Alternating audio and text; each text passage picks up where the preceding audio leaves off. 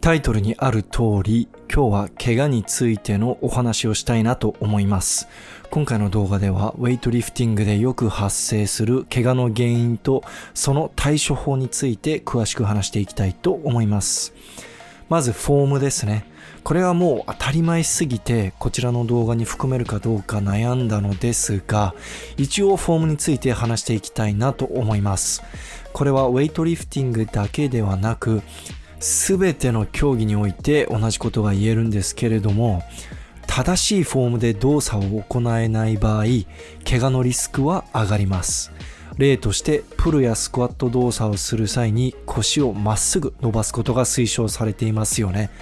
腰椎が曲がっているままプルやスクワット動作を何度も繰り返してしまうと、腰の怪我のリスクが一気に高まります。理想的ではないフォームで高重量を扱えば扱うほど危険です。次に柔軟性ですね。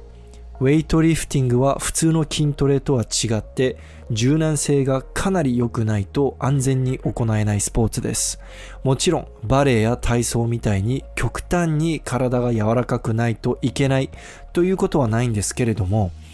ボディビルトレーニングやパワーリフティングトレーニングよりは肩周りと股関節周りの可動域が求められる競技です。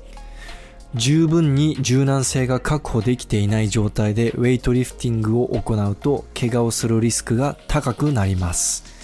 もちろんパワークリーンやパワースナッチだけ行う場合はそこまで柔らかくなくても安全にウェイトリフティングを行えると思うんですけれども、ちゃんと深くまでしゃがんで安全にウェイトリフティングを行いたい場合は十分に柔軟性を確保する必要があります。ウェイトリフティング選手のほとんどがテクニック練習とストレッチに多くの時間を注ぎます。これはトップレベルの選手でも同じです。例として去年パリオリンピックに出場し国際大会で何度もメダルを獲得したことのある鈴木リラ選手を見てみましょう。彼女は練習前に必ず1時間ほどストレッチやモビリティ系のエクササイズを行っております。ご覧の通り体が硬いわけではないんですけれど、怪我のリスク低減と体のコンディションを整えるためにストレッチに時間をしっかりとかけています。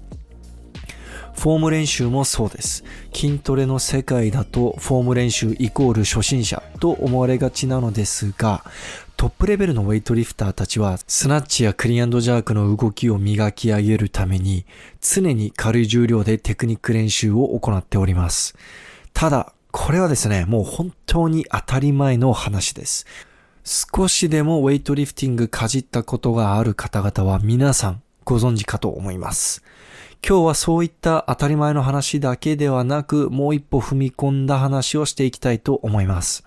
どんだけフォームが綺麗でも、体が柔らかくても、怪我をする可能性はゼロではありません。先ほど話したフォーム練習やストレッチも、怪我のリスクを下げる効果はあっても、完全になくす効果はないんですね。ウェイトリフティングだけではなく、すべての競技において同じことが言えると思います。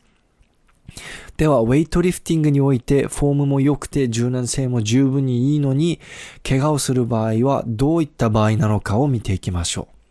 う。で、それは疲労の管理ができていない、これにつきます。もちろんですね、もともとあった怪我が悪化しちゃったり不注意の事故とかももちろんあるんですけれども、今日は疲労の管理について徹底的に話していきたいなと思います。フォームがどれだけ綺麗でも疲労管理ができていない場合、怪我をするリスクは高くなります。例えば常にマックス近くの重量に挑戦するような強度の高いトレーニングを続けていると体がどこかで壊れちゃいますよね。全くの初心者の場合は常にマックス近くの重量を触っていても全然怪我することなく結果を出すことができると思うんですけれども、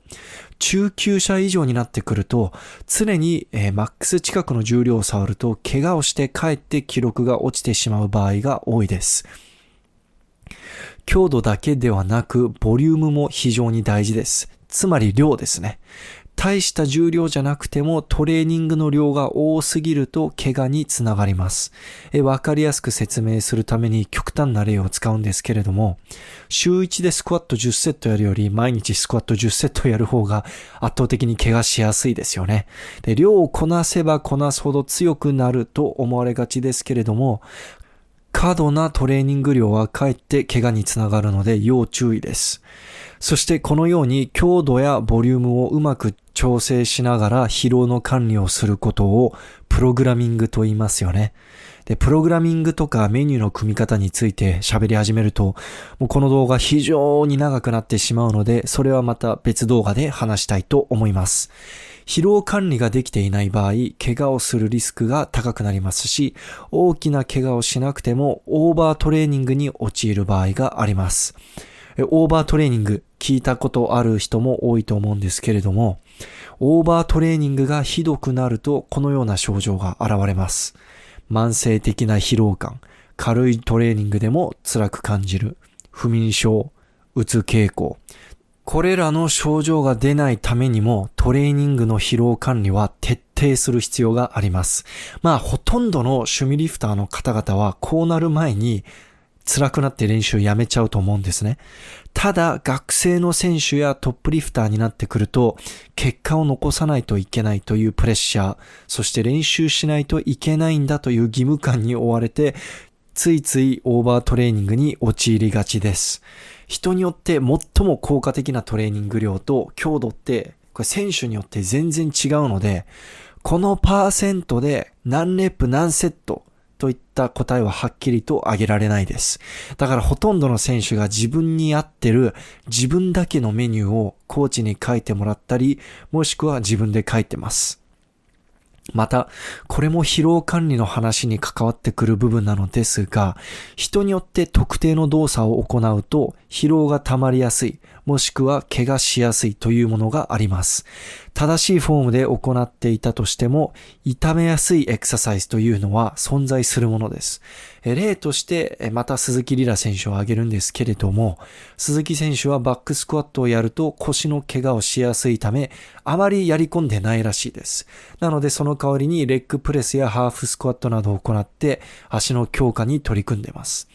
ウェイトリフターとして足の強化は必須項目なのですが、鈴木選手はバックスクワットのボリュームをうまくコントロールし、また別のエクササイズを取り入れることによって怪我のリスクの低減を図っています。これも疲労管理の一環ですよね。で、もう一人例として韓国のリ・サンヨン選手を見ていきましょ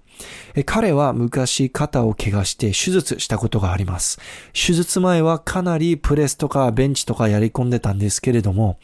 最近はプッシュプレスぐらいしかやってないですね。で、ミリタリープレスやるとしても、おでこより上半分、ハーフレップしかやってないです。で、僕もミリタリープレスやると肩すごく痛くなるので、彼の気持ちはものすごくよくわかります。